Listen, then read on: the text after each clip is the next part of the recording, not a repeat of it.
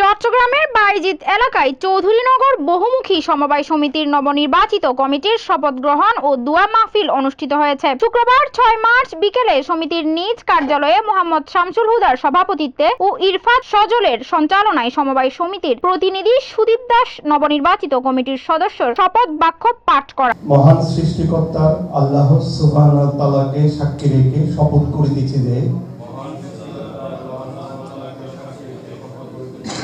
চৌধুরীনগর বহুমুখী সমবায় সমিতি লিমিটেড রেজিস্ট্রেশন নং 7298/2026 খ্রিস্টাব্দ সনের ব্যবস্থাপনা কমিটির নির্বাচনে সমিতির সদস্যদের প্রত্যক্ষ ভোটে নির্বাচিত হয়েছে। আমি অদ্য থেকে সমিতির দায়িত্বভার গ্রহণ করছি। সমিতির ব্যবস্থাপনা কমিটির দায়িত্বে থাকাকালীন সময়ে সমবায় সমিতি আইন ও বিধি প্রতি আনুগত্য থাকিব।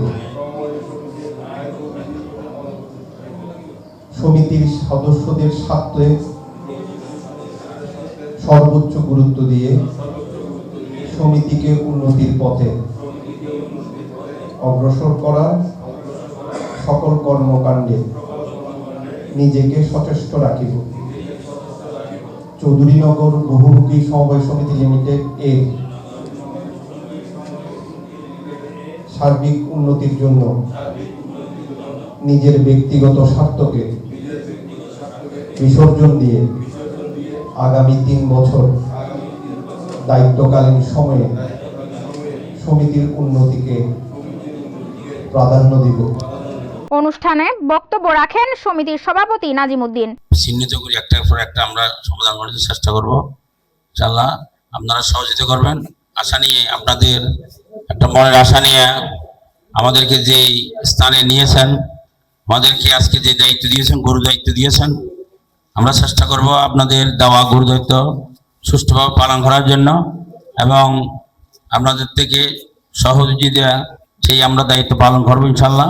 সম্পাদক আলহাজ বেলাল আহমেদ, মুরব্বী একরাম এবং আমার সহপাঠী সবাইকে আমার আজকের অন্তঃস্থল থেকে আন্তরিক শুভেচ্ছা।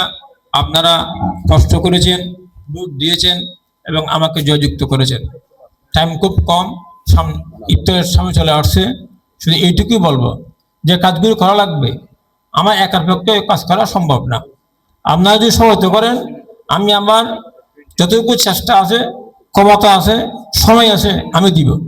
কিন্তু আপনাদের সহযোগিতা ছাড়া কোনো কাজ আমি করতে পারবো না। আপনারা যদি সহায়তা করেন, আমি আমার সর্বোচ্চ চেষ্টা করবো।